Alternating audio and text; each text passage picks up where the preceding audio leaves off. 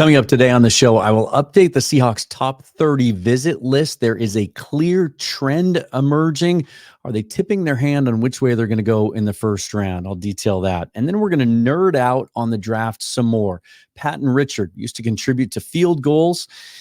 He does a top 150 every year, puts a ton of work into it, breaks it into levels and layers and tiers by position group. So we're going to take a look at his updated top 150 board, get his thoughts on what the Seahawks might do and some of his favorite prospects as well. We're going to nerd out on the draft again, coming up today on Seahawks Forever. Welcome to the Seahawks Forever podcast. In-depth analysis on everything Seahawks. And now, here's your host, Dan Viens.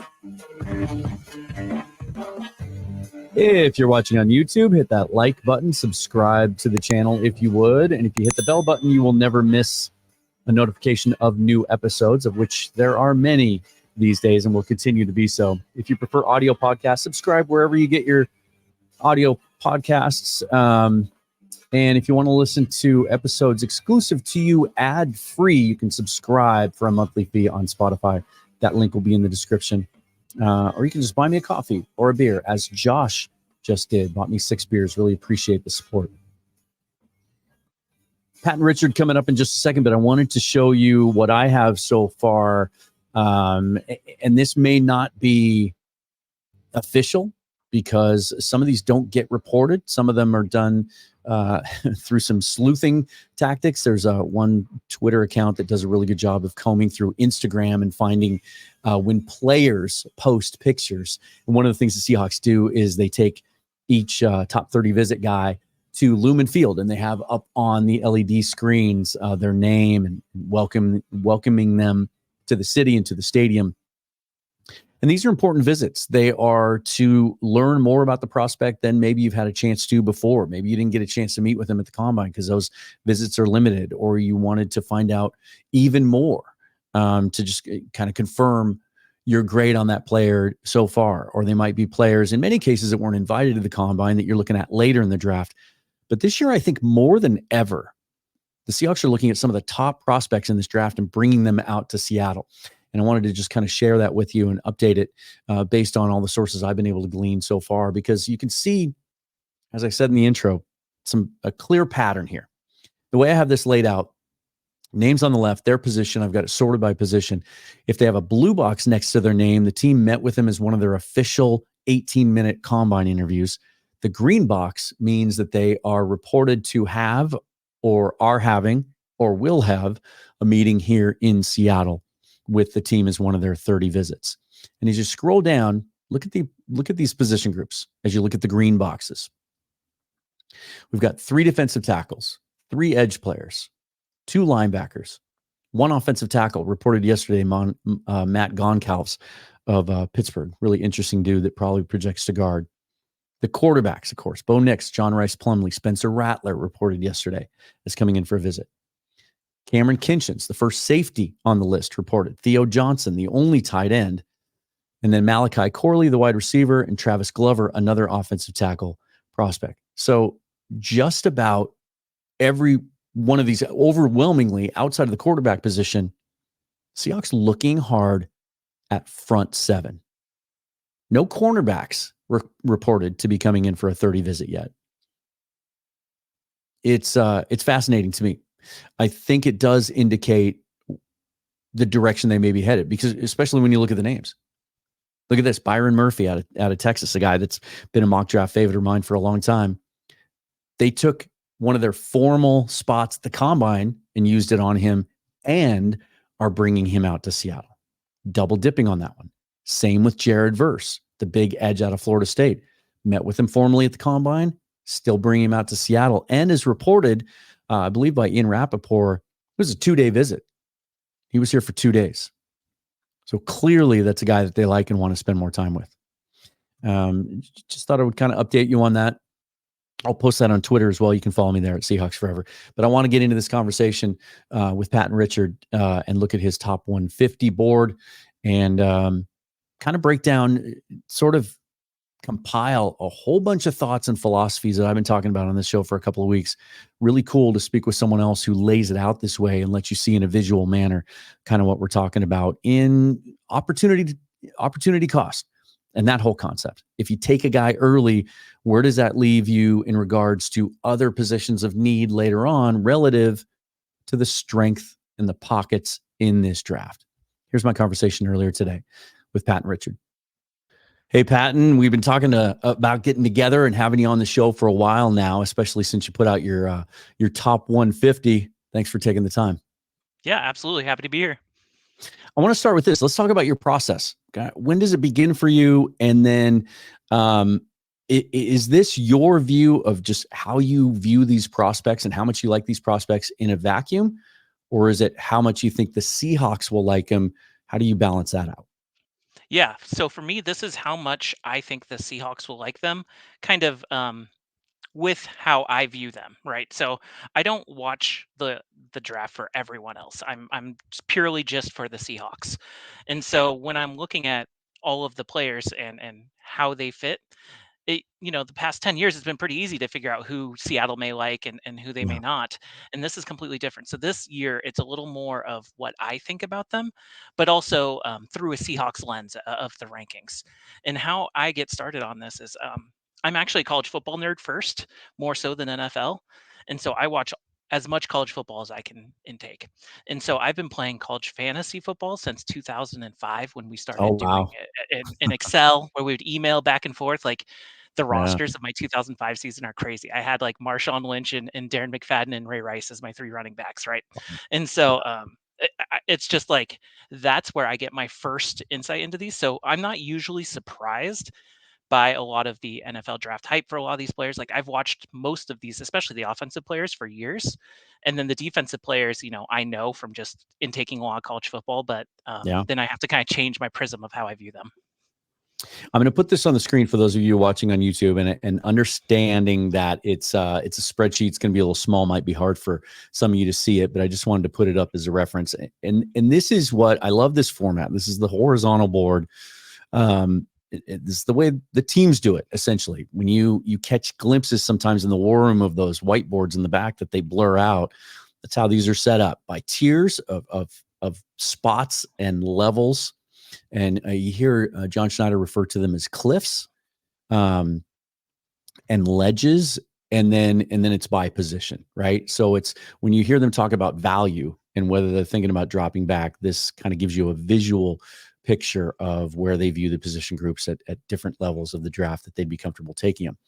I want to start in a general sense. So you've got your top, you go top 8, then 16, then 32, 48, 64, 100, 150. So it's not by round necessarily. It's by tiers. And so assuming, let's start with this scenario first. Assuming, and by the way, did you go 16 because the Seahawks pick at 16 this year, or is that I did. where you Yeah. usually do the cutoff? So, because the Seahawks pick at 16, I wanted it to be easy for when the pick is up, who was left in my top 16 tier that I would prefer. And generally, I call those buckets, right? The horizontal bucket. And so the goal in each of your picks is hopefully a person in the bucket before where you're picking. And given how much I anticipate Seattle to move around and how much they move around in general, I try not to do just their pick because it might be 20 picks later, it might be earlier. So who knows? So I found it helped being 16 to bucket it just because Yeah. everything kind of worked by eights in this Yeah. way. So Let's start there. If based on this list, right, and who you think might be available, and there's a bunch of names there in that second tier that the Seahawks have met with. There's even names in that first tier that they've met with or are meeting with. At this point, looking at your board and what you know about how this draft breaks down, is your preference for them to move down again, or are there guys that you would stick and pick? So every single time I envision a stick and pick scenario, I hate it at the end. Like, just Mhm. I feel like I'm missing out on the meat of the draft, which to me, it hurts to lose the second round pick in the Leonard Williams trade, obviously. But when you look at the top 48 and top 64, like where the meat is, obviously wide receiver, which I'll talk about a little bit later, I think is a sneaky need for Seattle. But Absolutely. especially the defensive tackles, there's just so many that have different skill sets that any of them, like literally any of them could be great fits for Seattle, and I think we're just going to miss out on that entire bunch, right? Yeah. And without the second rounder, we might miss out on linebacker as well, which is not a sneaky need; it's a real need for the Seahawks going Right. forward. So, I think this draft, when you look at it, you have to think of it as their goal is not to fill all of their needs in this draft. They've kind of telegraphed to us that this is at least a 2-year plan by taking the Jamal Adams hit all at once and Mhm. everything. So when I'm viewing my customers, it's a or excuse me, I got an alert right there for work. When I'm viewing my board, I'm viewing like where the pockets are and where's best to maneuver. So there's not, unless one of the top 7. I know the top is a top 8 bucket. I think Quinion Mitchell is my highest rated defensive player. Mhm. If we exclude him, that top 7, those are pretty much the only top 7 I would be okay sticking and picking. Otherwise, I definitely want to trade back. And that's what I like about the horizontal board is you can visualize it. And this is something I've been telling people for weeks, if not months.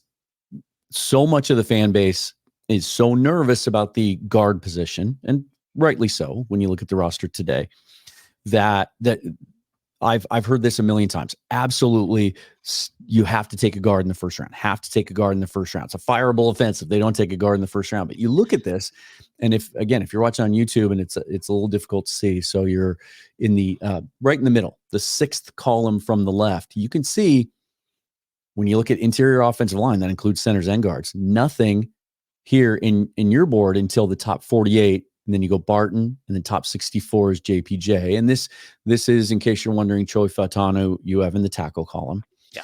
And then you get into the top 100. Now you see this group, right? You see 8, you see 15 names there in kind of in that same range. And that's why I don't think the Seahawks go guard in the first round, for precisely that reason, because it's the opportunity cost. If they love a Graham Barton and they take him at 26 or whatever, then you look down here at the defensive tackles, as you said, edge really drops off, linebacker certainly after the top few guys. There isn't the combination that you're looking for, right? Before we get into more details about that in the guard position, why do you have Barton so low? You seem to have him lower than the consensus. Yeah, I think it was just how much I prefer everyone else. Okay. My big thing for Barton, I love his flexibility. He could play anywhere. He may even be able to stick at tackle. Honestly, I think he's possibly a Pro Bowl caliber guard. And some people might say like, well, then why is he in 48, not in top 32 or top 16? I just don't know. I did an analysis on all the guards that have left in the last 5 years, essentially, and almost none of them get paid at the place where they were drafted. Mm, And it made me think about how guards are being drafted high, but not being kept. And why are these teams willing to let them go at the price? mm, And guards being drafted later are getting paid. We saw Damian Lewis get paid right mm, now. And so it's to me, I think it's just I value that in comparison of what the draft capital is and what the contract is less than most. So mm. I admit that I'm probably lower. Although I saw, I think it was Mel Kiper released a mock today that had JPJ going at like pick 50 or something. I've been pretty solid that to me he's a second rounder, and when I see all the mocks that have the Seahawks take him in the first, I'm like, oh, every time it hurts Yeah. me a little bit because he's a pretty common name. Of that group that you have here, top 100, top 150, just to kind of get fans to start thinking in this direction. If they don't go interior offensive line and check that box early on, who are some of your favorites out of that group that you think could be fits from day one? Yeah, my absolute favorite is Brandon Coleman. He's out Mm, TCU, just like a yeah. freak athlete. Like I think he's probably gone by pick 100, but you know, I've seen him as high as like in the 50s. I've seen him after in the 120s, and that's the hard part about setting up a board like this is you don't know exactly where they're going to fall, and each team is different. So I have to think about Seahawks specifically. And so when I think about our guard, I think about how huge Bradford is.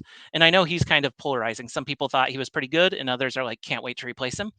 And so I'm thinking if we have a big guard there, and I think about how much Grubb loves pulling his guards and the gaps that he liked to do, I really like the idea of an athletic offensive lineman next to on the other side. So Yeah. Brandon Coleman's my favorite, followed by Mace McCormick, also another athlete.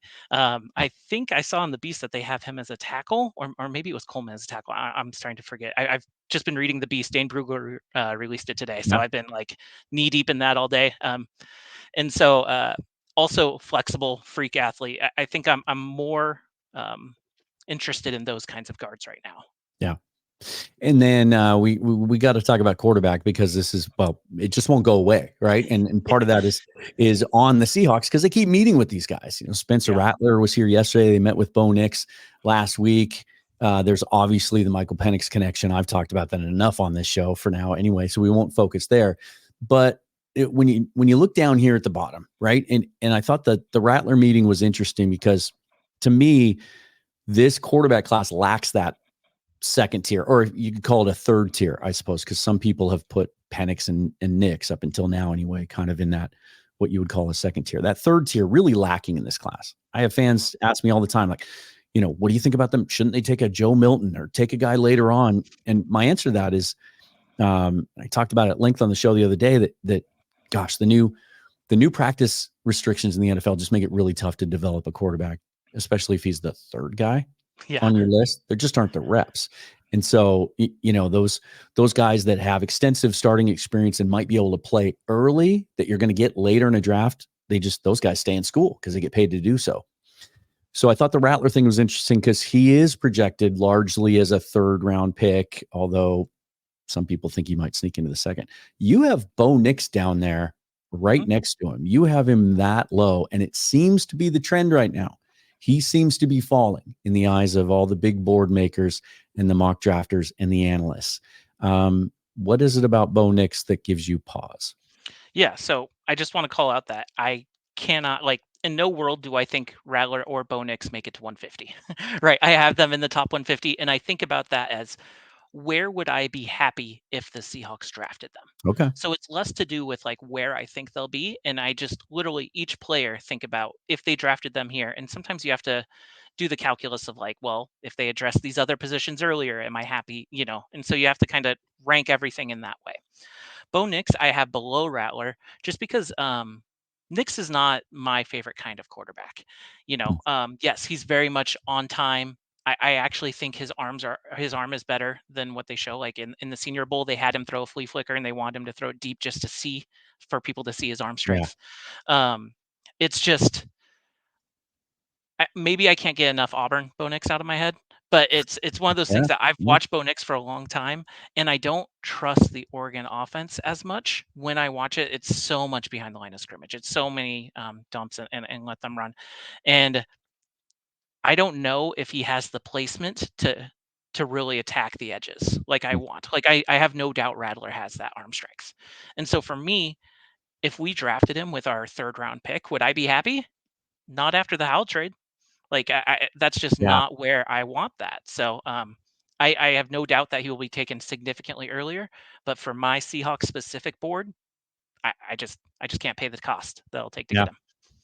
And then if they were to go Rattler, which is a concept I can get behind, with a caveat, like I would want that to happen if they trade down and accumulate extra picks. If that's their second pick, they take him at 81 without moving, I'd have a hard time accepting that, because of what you mentioned. Because after the Howell trade, he's your third guy on the roster, which costs you, the opportunity to use that roster spot on another player, and also how are you going to develop him?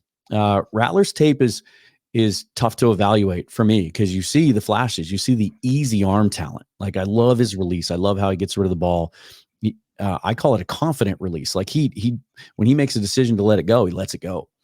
But also, 6 starters on an offensive line last year for South Carolina, missed time. Pass protection was terrible. He rarely got time to really set his foot and deliver the ball on time. Your evaluation process on Rattler, what makes you think that he'd be a good pro? Yeah. Just arm talent for days, right? Like, people know about Caleb Williams' arm talent. I throw Michael Penix as having special arm talent to me. The NFL throws that he makes, there's no doubt that Rattler has that. There was a reason why he was highlighted in that Netflix show. What was it called? QB1, I think. Of boy, he came off arrogant like a pain when he was then. But just he had those expectations, and I think he really got humbled at South Carolina. But we were always wondering, like, me and some friends are always like, when's Rattler just going to explode? He's going to have a 7 TD game. He's got, because he can make every single throw.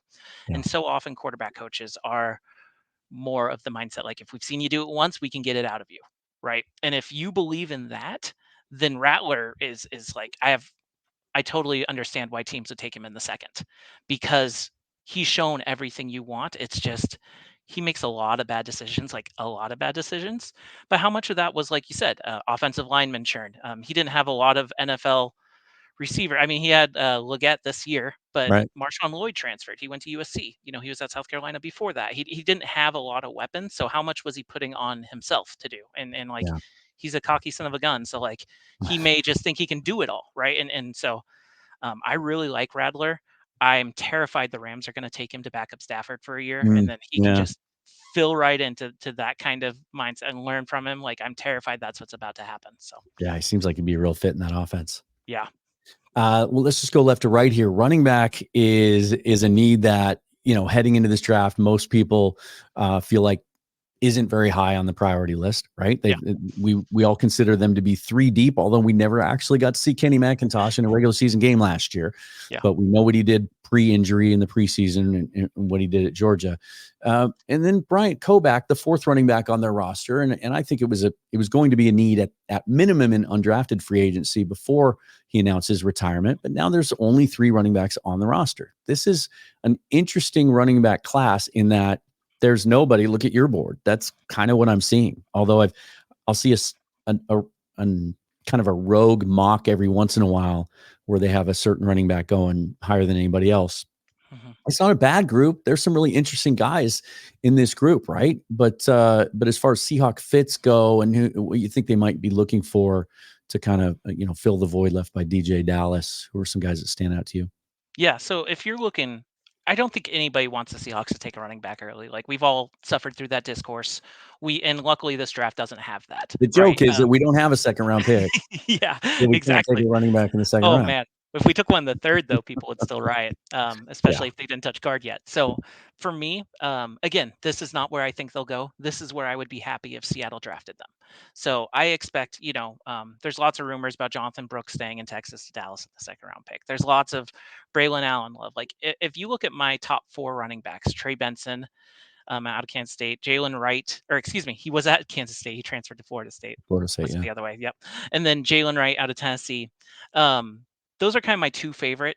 And then the next 2, Jonathan Brooks and Braylon Allen. Braylon Allen is just like a truck, man. When you see that guy, I don't think any of them are going to become Seahawks, right? Like, I would love that, but I just don't see the pocket of like where I think we will be prioritizing running back and where I think they'll end up.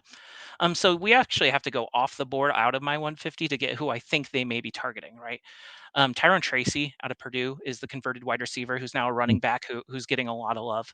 There's Isaac Arendo, who was at Wisconsin backing up Braylon Allen, who transferred to Louisville and is just like blew up the combine with his athletic testing. Like, people don't make people like him very often. And so to me, I think it's going to be more of a skill set dependent, and I don't know what they're looking for. Are they looking for a better blocker? Could I imagine them getting Dylan Johnson in an undrafted role? Because he's probably 7th or undrafted from Washington, knows Grubb and knows the offense. And he didn't test while he's still recovering from injury. Like, I have no idea how they're going to prioritize, but I do think they're going to leave the draft with 1.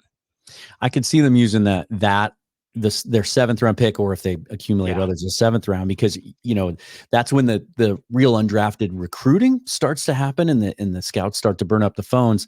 And if you're going to be an undrafted running back and you're looking at rosters, you're looking for opportunity, you might look at the Seahawks roster and go, geez, that's a tough room to break. Totally. Right. And so then if there's a guy you really like, you don't think you're going to get him, you can use that pick to take the decision out of his hands. Right. So yeah, exactly.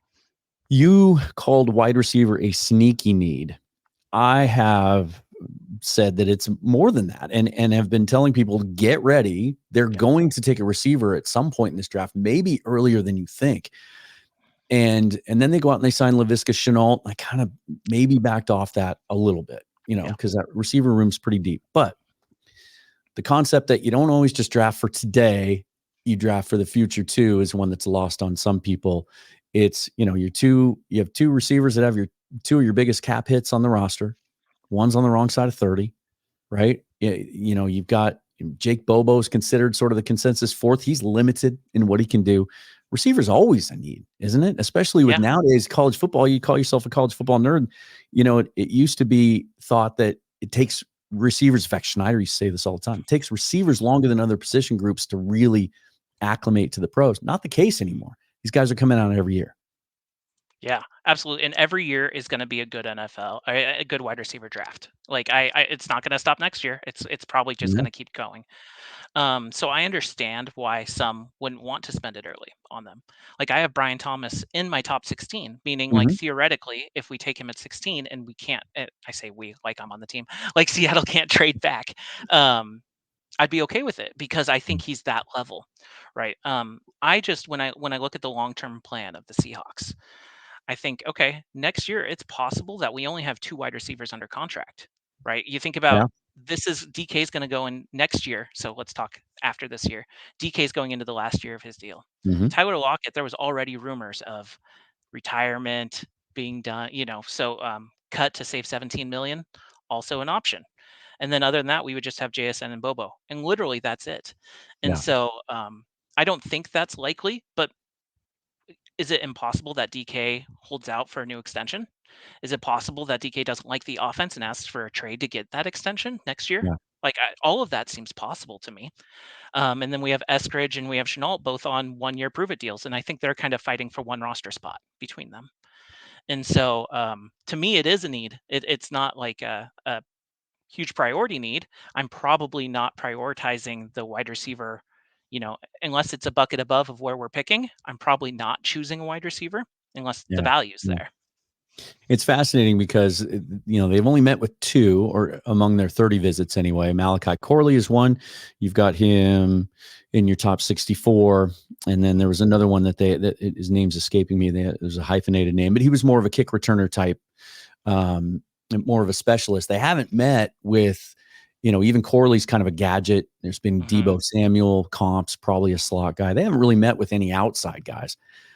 How much you can glean for that, you don't know, because there is some chess being played here as well sometimes with some of these visits, and they don't like to give away their hands.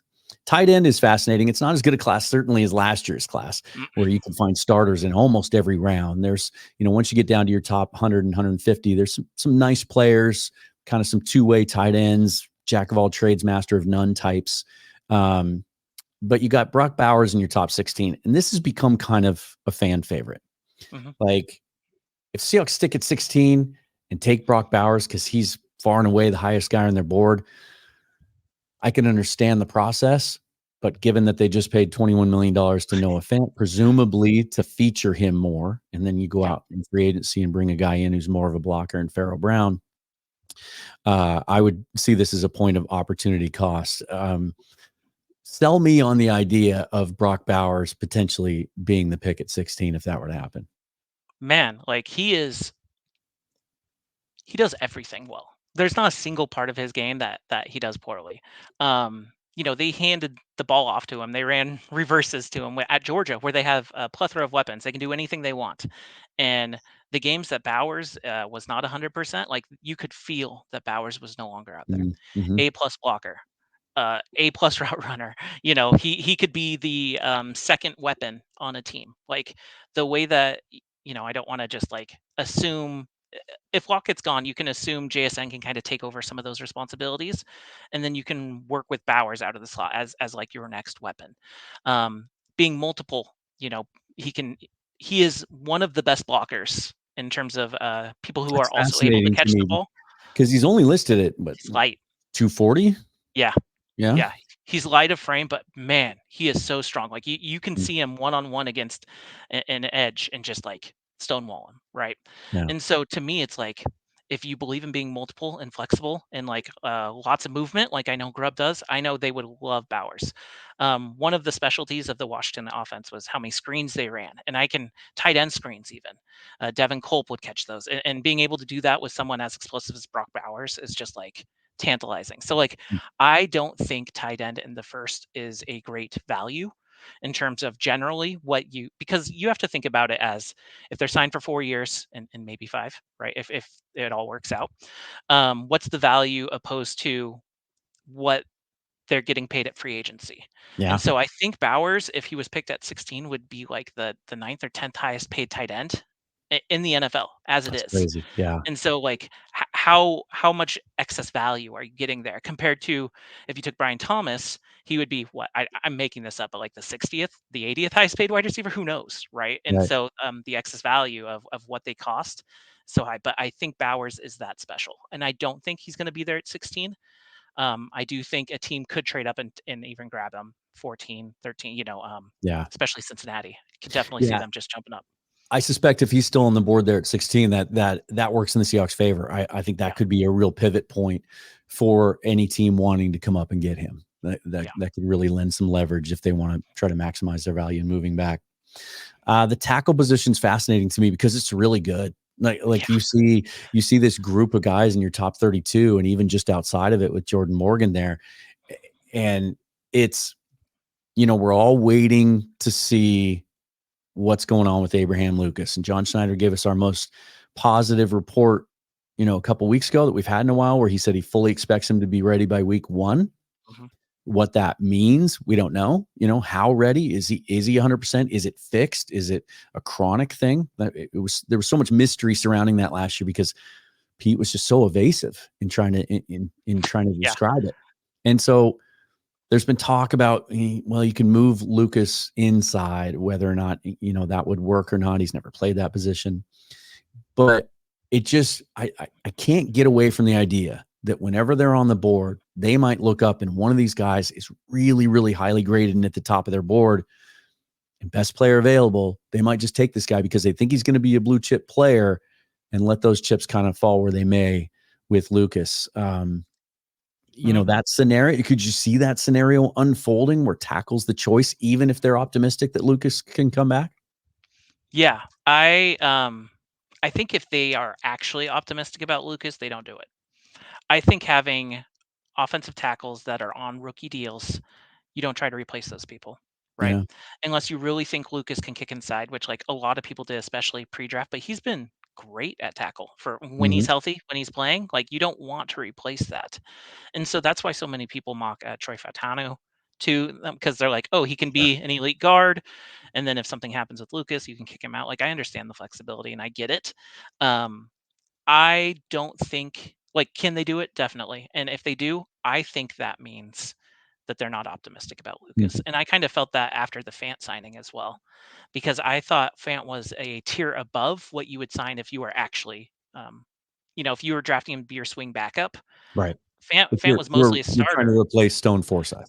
Yeah. Yeah. So I think if they do it, that means they are not optimistic about Lucas, and we Mhm. should, NFL teams aren't always honest about injuries and Yeah, things. So yeah, and that's how I would read it. it could also be a tell that they do plan to try Lucas at guard, and to your Yep. point, while he's never played it, he was exclusively a right tackle at Washington State.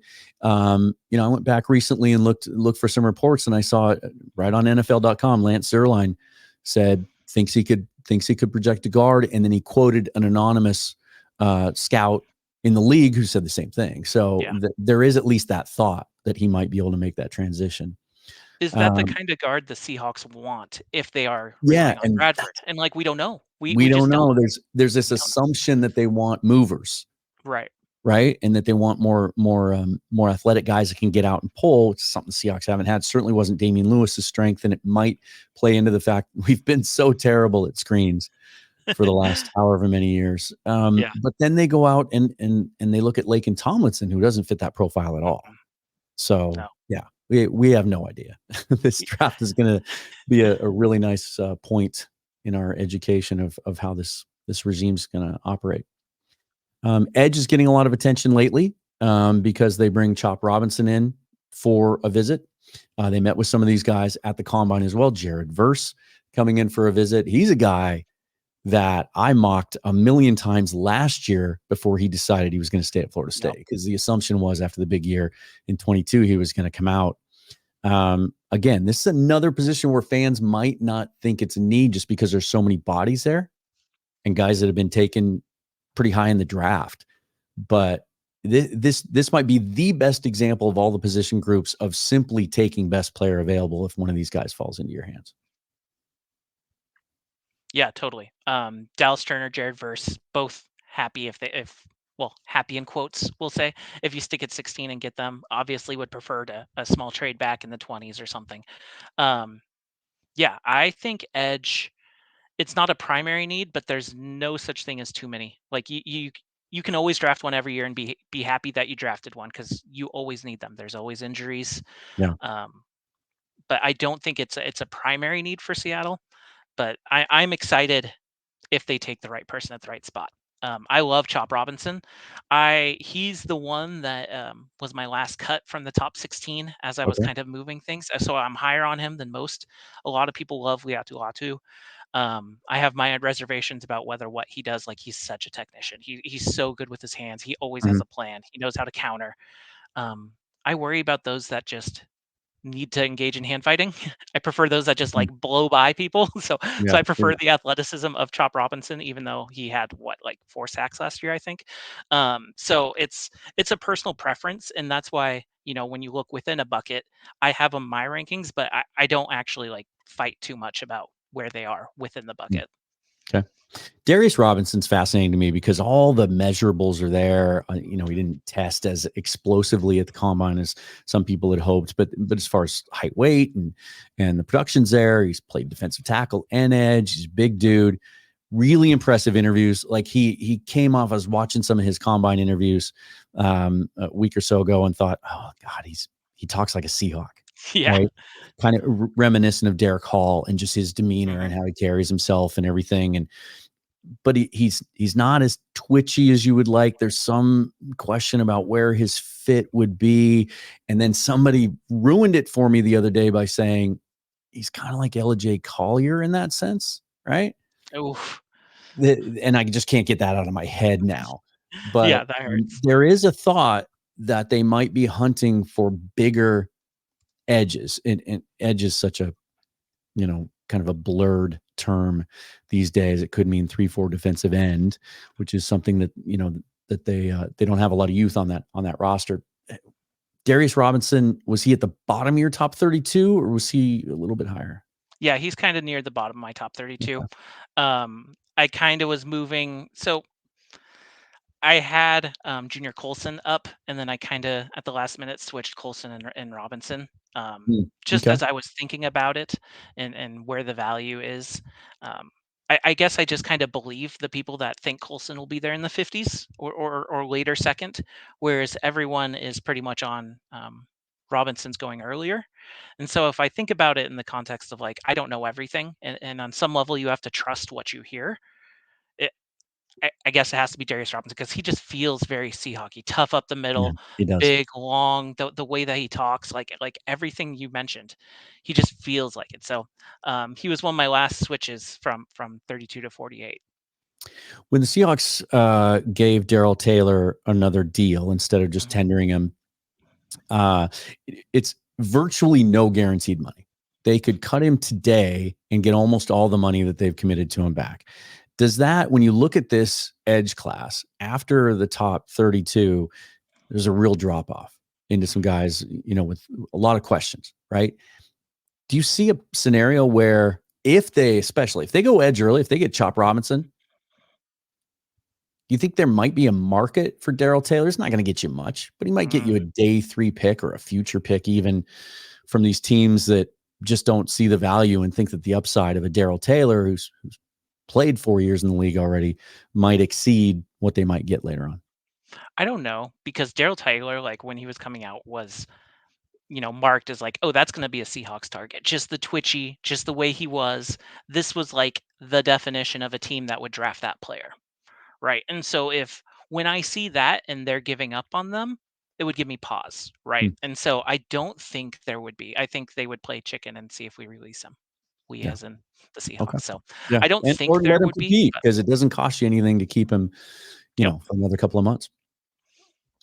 Defensive tackle, talk about a group that really drops off. There's only 2 guys, and you've got them here in your top 16, and Johnny Newton and Byron Murphy.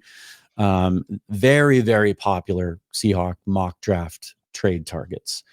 And then there's a lot of question marks after that, Yeah. right?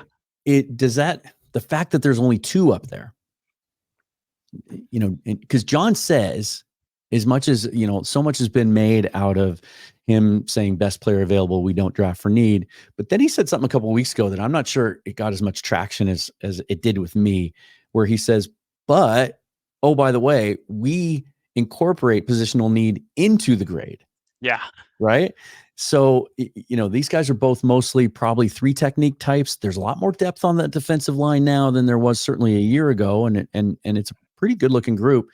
You've got Newton slightly ahead of Murphy. Why? Yeah. I really like both. Like, you can switch either one. If I could have them equal, I would. Right? They are slightly different players to me. Murphy, slider. Murphy really reminds me of oh gosh, who was that defensive tackle from the Bengals for all those years? I have a buddy that's a Bengals fan who's going to kill me right now out of Oklahoma. Um, all those years was a Pro Bowler, a little undersized. Went to Tampa Bay at the end of his career. But so I love Murphy. I think that guy, like the fact that they would line him up at nose instead of Sweat sometimes because they trusted his ability to get past the center and get pressure, just Mm, shows like I have no doubts. Both of them are great. I came into the season with Newton as my number 1 guy, and I was like, I'm gonna have to be convinced he's not number 1 to like move him just because he was so dominant, yeah. especially last year. And so I don't think Murphy got there, but it's like either one of those, you are very happy if you're looking for a defensive tackle. Now, Tavondre Sweat, really the only mountain of a man in this Yeah, draft, the only obvious, like true gap plugging nose tackle in this draft, a guy that fans would love to see in a Seahawk uniform. Came in for a visit, I think yesterday, or he's coming in this week, even after the news broke over the weekend that he got a DWI. That appointment may have been made before that happened. It likely right. was, and they're just going through with it to allow him to explain what happened. But you said you did slide him down your board after the news broke, right? Yeah, I did. He's one of the toughest ones for me, just because the NFL doesn't typically draft players who only play 2 downs at most, right? And especially as it becoming more of a passing league, um, is it 1.5 downs? How many Yeah. downs is he going to be Right. playing? How much are you going to be rotating him? And how much value is that if someone's playing only 40% of your defensive snaps, 60% of your defensive snaps, opposed to trying to get a starter at another position? So I have him in my top 64 bucket. Um, I think his size and athleticism and ability, he could go earlier, but the NFL trend is just those players don't go as early as you think they will. Yeah. Every year they have those and they drop a little bit. So Jaron Reed's a good um, example. Really good totally. example. Yeah. Fell into the second round because he was known more as a run stopper, and Seahawks took advantage of that. Yeah, and I will say in the NFC West, you do need run stoppers, right? Mhm. Like the Rams love to run. Everyone in the NFC West to win the NFC West, I think you do need players that are big like that. So I think he's still on the Seahawks board. I'm not surprised he's out for a visit. I also think it was probably prearranged and just bad timing that he Yeah. got the DWI. But good timing for Seattle to understand what it is. And that guy is, if you listen to any of his interviews, he is a joy. Like he is fun. He's serious, but not too serious. And sometimes teams like that, but it is a little aloof, which can turn off teams as well. I don't know how Mike McDonald is going to approach that. Is he very Harbaugh business serious?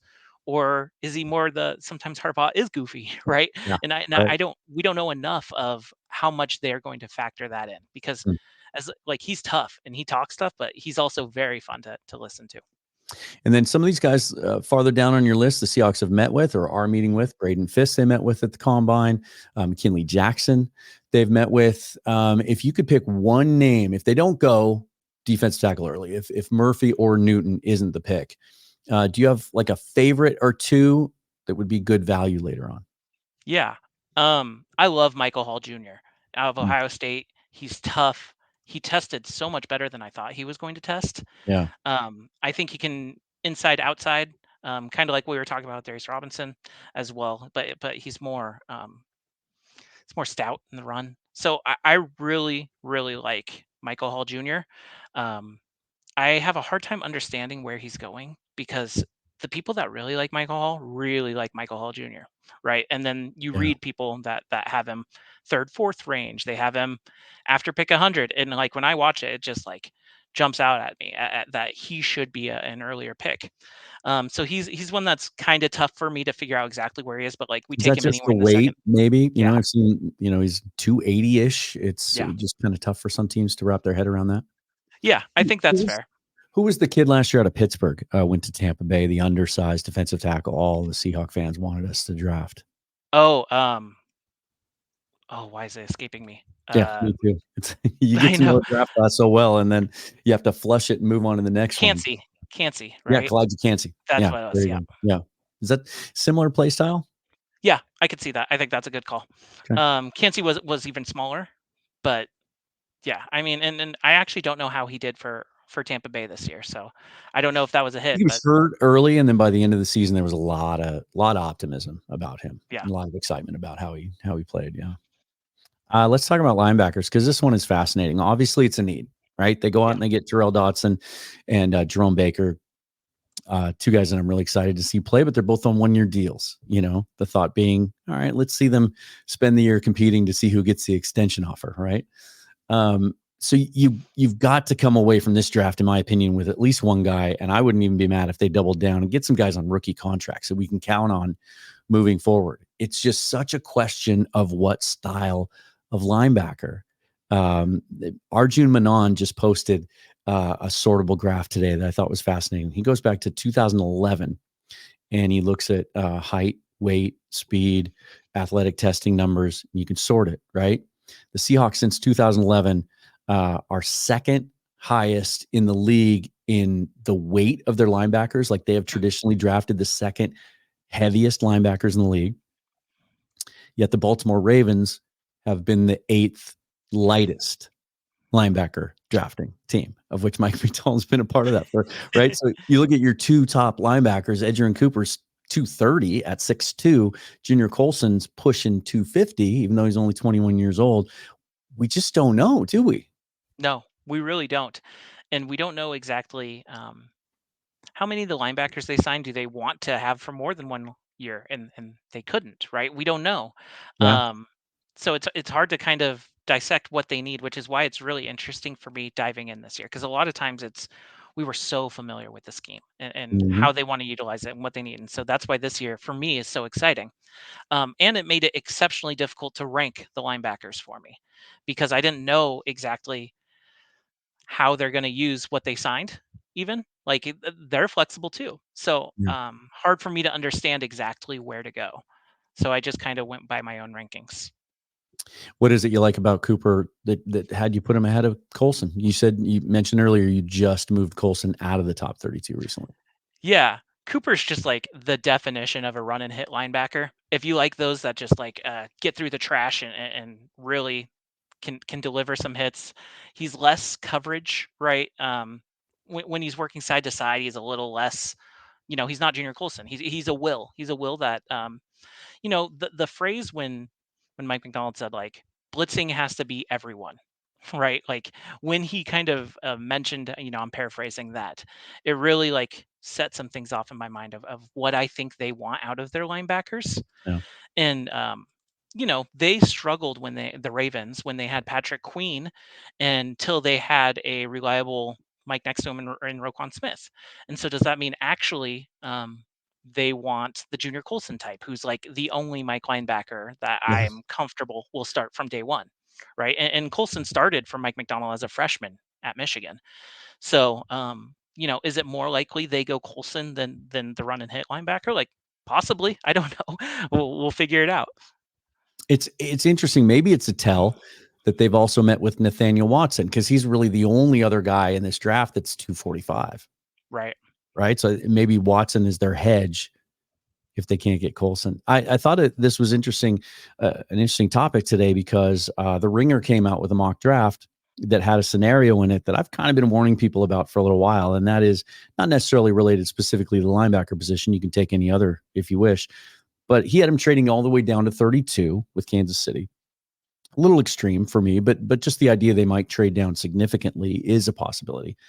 And then because they don't have a second round pick, and it might not even have one after a trade down, it takes a pretty aggressive one to get that pick based on the charts, that it's not so much about just taking the best player on your board, but also looking at these tiers and considering what's next.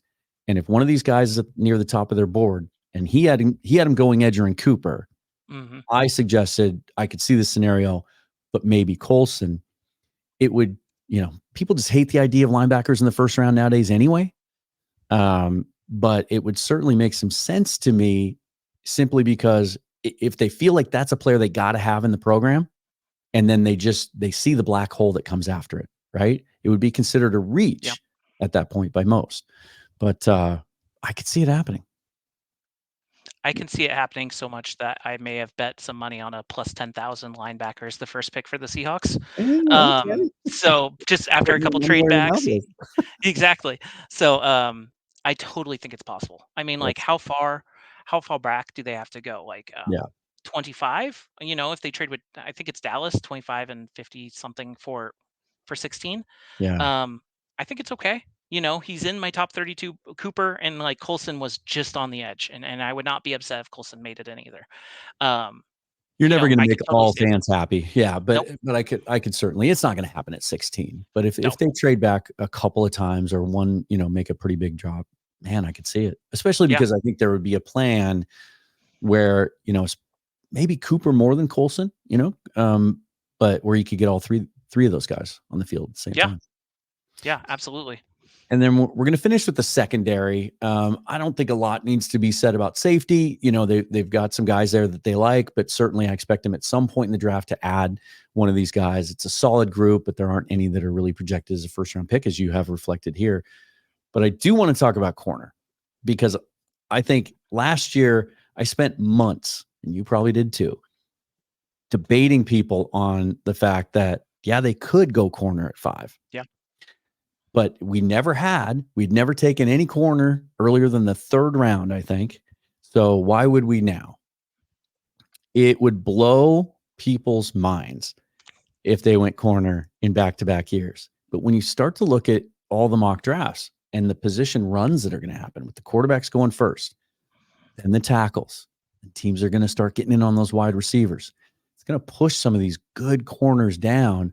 And we don't know how they're going to use these guys. I talked to Paul Moyer on Monday, and he suggested he thinks Witherspoon should stay in the middle of the field. Yeah. In which case, they might very well be looking at someone else to put on the outside and lock down a boundary. TJ Kool-Aid McKinstry is obviously a big name. Early in the process, he was maybe the number 1 corner until things started to sort themselves out. Yeah. You have TJ Tampa ahead of him. I haven't watched any TJ Tampa tape. I'm intrigued. Tell me about him. Yeah, don't watch the game against, I think it was Kansas State, where it was like completely snowy and you couldn't see anyone's numbers or anything. He's tough, man. Like when I think, it's hard to think about what corner means for the Seahawks going forward, because so much of it, I assume, was in Pete Carroll's vision, right? Yeah, And so how much is that going to change?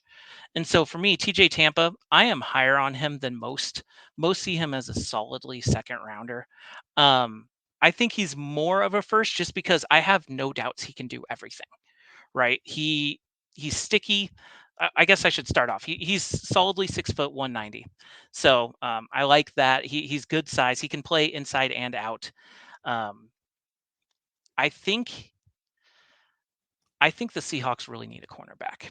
And I know that's controversial, because like Reek Woolen made a Pro Bowl 2 years ago. Witherspoon made it last year. But as you're talking to Moyer, like that's the exact same thought that I had. I think Witherspoon's blitzing ability is unreal. It might be one of the best cornerbacks in the NFL. And the more you play him outside, the harder it is to do that. And so, and again, I go back to what McDonald said, is like, everyone has to be able to blitz, right? Like we want it coming from anywhere and everywhere. And if that's the case, then you probably don't want him outside. You probably want him playing the slot, where he was elite, and most of the offenses, especially in our division, play 3 wide all the time, right? So it's one of the reasons I love Cooper DeJean as a prospect. Yes. Absolutely love him, and would not blink an eye if the Seahawks took him. It's just that I think if they plan to play Witherspoon inside, I think that's DeJean's best fit too. And so I think that might be a little redundant, unless their idea is, well, we take him and he can play there, and then we keep Witherspoon on the outside.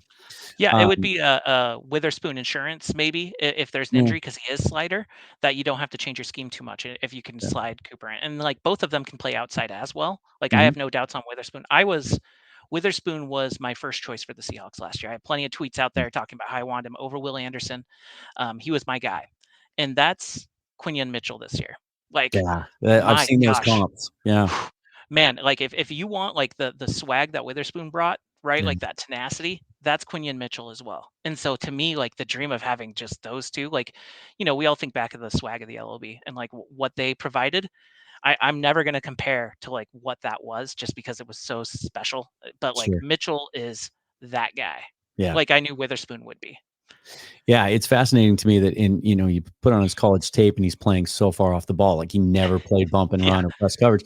And then he goes to the Senior Bowl and he looks like he's been playing it his whole life. And everyone wanted to challenge him. Like at the end of practice, they let an offensive guy choose a defensive guy and let them go at it. And everyone wanted to challenge Mitchell every single time. And like he was talking trash the entire time. And I love that. That's what I want out of my corners. And like I was like, okay, he's gonna be my CB1. And then as I was looking, I used to have as a top 7 and then top 16. And so Mitchell was the last one that I moved. And then I just like the symmetry of it all being like divisible by 8 basically. So I switched it. But like, yeah, he's my favorite prospect in this entire draft. And then there's one specific corner I want to ask you about, because when I put on the tape, I saw some Devin Witherspoon in him too. Just his ability his willingness to come up and hit and seek guys out and play physical, and love to play press when he got the opportunity. But then he ran a 40 that wasn't great at the combine. Give me your thoughts on Ennis Rakestraw Jr. Yeah, I'll be, as straightforward as sometimes it's hard to evaluate corners. The games you watch and how they go. Many people had Rakestraw in the first round before he started testing. And so often, like, I hear how important is testing for cornerbacks, right? Because a lot of the testing isn't showing like, a lot of the action happens in the first few seconds of a play. And so like a lot of the testing is making up distance. And so it's very much a back and forth. Now I know people that are very high on Rakestraw and would probably flip Rakestraw, or actually probably Wiggins in Tampa, and then probably move Rakestraw up. I'm lower on Wiggins just because of his size. Like I don't like corners that don't tackle in our division. He's so skinny. Yeah, he's so small. But Rakestraw, again, he does everything reasonably well, and I was surprised at how poorly he tested, because he doesn't show that. Like he doesn't have the long speed that a lot of people want. But if you're worried about playing in a phone booth and tackling, he's great. He's great. Like no complaints. It's just so many people put a high preference on cornerback testing, and then some don't care as much because, like, but his long speed, it really is lacking. That's what I got out of most of it. Yeah, it's got to be the hardest part about trying to evaluate these guys is reconciling what you see on tape versus what you see in Indianapolis. The Seahawks, it just came out yesterday, they've met with Cameron Kinchens, safety out of Miami, right? A guy that, has kind of fallen off. He was considered at one point to be the number 1 safety in this class. You watch him on tape and he's sideline to sideline. Like he's, they move him all around, but he's playing middle third a lot of the times and playing center field, and he's having no trouble pursuing guys and getting to the sidelines. And then he goes and he runs a 4.6 in Indianapolis, and you're like, what the hell? That's not what I see on tape. That's it. Totally. That's the toughest thing, right? I am the least confident in my corner, especially the top 100 down. Those rankings, like I feel pretty confident in the second rounder, and I'm pretty happy with how my safeties are laid out. But the cornerbacks, man, like for Seattle and what they need, I just had to keep thinking, like, does this person start over Mike Jackson? Does he start over Trey Brown? And what is it actually they want? Right. Yeah. And there's not a lot of information there for me, except for like, I know they have to tackle well. If they don't tackle well, I cannot imagine Mike McDonald grabbing them. And so I tend to lower those corners and safeties. Let's finish on this. Yesterday, when you posted this, you laid out your ideal 3-round draft scenario. Share that with us. Yeah. So for me, it has to be a trade down. And so when I started, like where doesn't matter as much. Mid-20s to me is still wonderful, and that gives you an opportunity to grab an Edgerrin Cooper or someone higher, like Johnny Newton or Byron Murphy. There are mocks where they are available in the 20s. And so I'm basically like, although I called out this is my ideal, and I think if I remember correctly, it was Cooper DeJean at like pick Mm-hmm. 25 or something Mm-hmm. like that.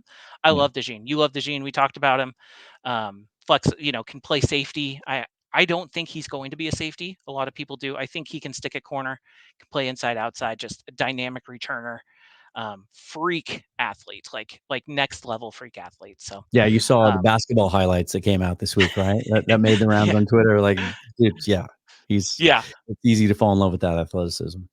yeah. So if you can grab someone in my top 16 bucket, like for me it was DeJean, but it could easily be, um, Johnny Newton or Byron Murphy. They're completely happy. I do think taking the cornerback earlier because I think the drop off is real, but that might just be like my sense of my ability to rank them, right? Yeah. So I Yeah. just a little bit, but Cooper DeJean was my first pick, and then being able to pull linebacker after the trade back. So in this scenario, it was 16, and we got 24 and 56, and I think I had to give up like a future pick or something. But when you do the simulators, like no one cares about future picks, Right. and so being able to get a linebacker, Peyton Wilson, to me, it's like the top Mhm. 3 linebackers, as you can see on my board, are definitely like segmented from the rest. Yeah. So if we left with a corner and a linebacker, and then my third pick, I finally went guard. I went Dominic Pooney, who I was exceptionally happy to get a guard. That's the sweet spot. To me, it's like between pick 75 and 100, roughly. That's where you want to take an offensive lineman. Um, when we hired Mike Macdonald, I really switched from thinking offense to defense for what Seattle's going to do. Like you don't hire the defensive whiz kid to stop the crazy offenses in your division and then not give him the tools he needs to be successful. Yeah. So to me, it was very much like, where are we weakest on the team? And it's the back half. It's linebacker and it's corner, defensive back.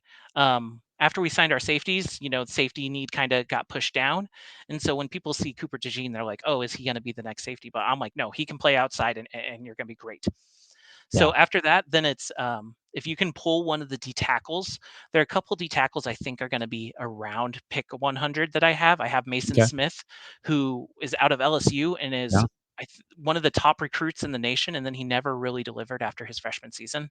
He got hurt. Mm-hmm. There's some question on character there. I'd never try to dive too much into that because, I don't know. But you can also get Dwayne Carter out of Duke, McKinley Jackson. No Like questions you'll about see. his character. Yeah. No, Three-time captain, I think. Yeah. that guy's unreal. So I think you can get a defensive tackle around pick 100 if you don't get one early, right? And I love there's like the two different gaps to me. It's like mid to late second is where you'll see probably Chris Jenkins, Braden Fisk, like that group, which I like all of them. They're significantly different.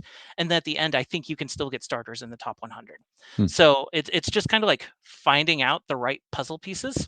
So to me, if they leave in their first 4 picks and they get one at each level of the defense, I'm going to be happy because I want to give Mike Macdonald the right. It's rude to call him toys, but like the right players to do what he wants to No, do.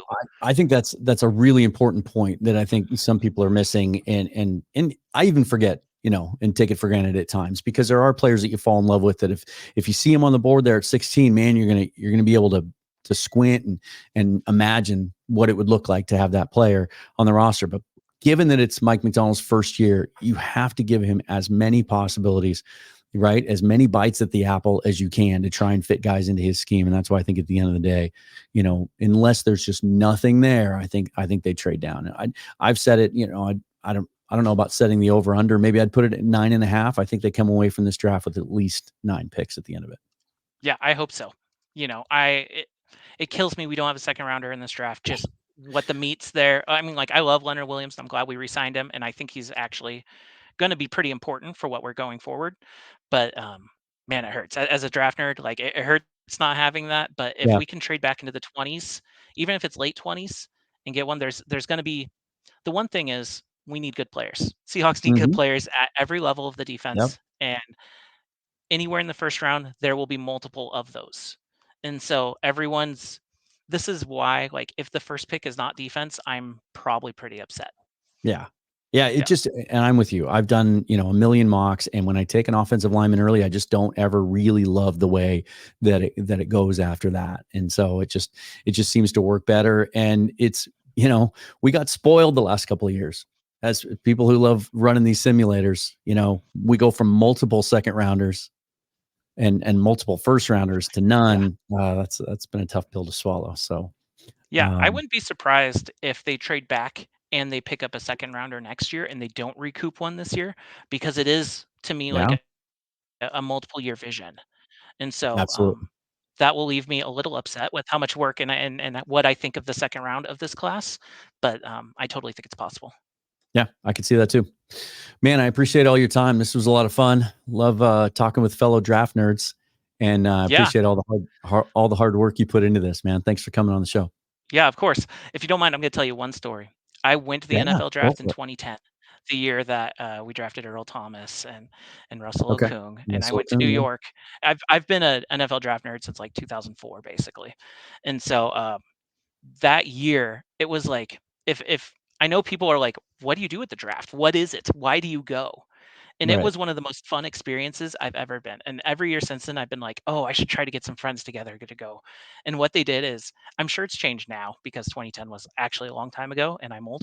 But they gave you like an earpiece where you could switch between the NFL Network and the ESPN broadcast. So you Really? could hear what was happening. Yeah. And you could see each stage in Radio City Musical, like one to the right, one to the left, and you could see the stage and you could just click a button to hear the broadcast. So people are like, oh, you're just sitting there not knowing what's going on, but you're actually like listening to the draft while you're there, hanging out with thousands of football fans of different, teams, and you're hanging out. And I had like a swag bag afterwards that I got signed by like Golden Tate from that draft. And it's just one of those things that, like, people are like, what is it? And they give you, well, they used to, I don't know what they do now. Maybe they just expect everyone to Well, now, watch on yeah, their you phone. just Yeah. exactly. Right. But you watch. And I just remember when the Eagles traded up, they all thought it was for Earl Thomas and they started chanting Earl Thomas. And I was on Twitter and at this time when almost no one, and I saw that it wasn't. And when I told them that, like, they traded up and it wasn't Earl, and they were devastated. And like, I used to write about how I wanted the Seahawks to take either Trent Williams or Eric Berry, and then I wanted Des Bryant on the way back. And like, we didn't Wow. end up getting those, but it's God, just time like, flies. yeah, You the didn't the you didn't want Taylor Mays like everybody no, else? I was not a Taylor Mays guy.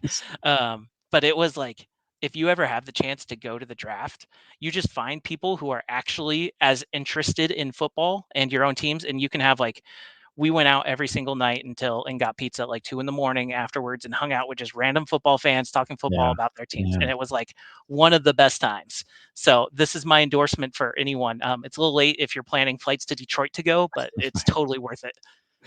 Yeah. Well, hopefully, gosh, I think, there have been rumors that we've made bids or whatever. I think it'd be great to Yeah. have it here in the Pacific Northwest one of these days. I think they could really put on a nice event. No, it's funny to hear those things too, because I'm still old school. They're over there on the kitchen counter right now. Every year I get Athlons and Lindy's. Yeah. I like having that physical magazine, even though they're done way too early. Although I will give Lindy's credit. They waited until after the combine this year to produce theirs. Maybe a tip of the cap to all the virtual, online, like the Beast and all those other draft guides that come out now that are so much more current. Thank you for all the work you put into this, man. I appreciate you having you on the show, and let's get you back after the draft so we can get your thoughts on how it all fell out. Love it. Sounds great. Can't get enough of that. Another long-ish one, but really wanted to go through his board in detail. What do you think? What do you think of his rankings? You can look him up on Twitter, or I think I retweeted those earlier today. If you want to take a closer look at that board, I know that, as I said on the show, it's a little small to try and see it on the YouTube screen. What do you think about the trade back idea? What do you think about his ideal scenario? What do you think about that the Ringer mock draft today, where they trade all the way to the end of the first round, but take a linebacker, knowing that group, the run on that group at the top of the linebacker market, it's going to happen in the second round, and you're not going to have any of those guys left when you pick again. Give me your thoughts, your ideas. We're going to do a show coming up here before the draft where I take your mock drafts. We'll do a viewer mock draft. And I won't mock the mocks, but I'll give you my honest assessment of them, and we'll talk about some of those ideas. So if you want to get those ready, start doing it now. I'll announce soon on Twitter when that will happen.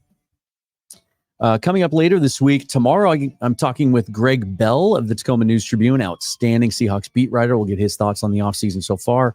Seahawks had some press conferences. Some players spoke today at VMAC. We'll get his thoughts on some of those comments. And then next week on Monday, Shane Hallam, a draft analyst who's been doing 7-round mock drafts and producing a draft guide for our draft rankings for many, many years. One of the first guys I followed on Twitter.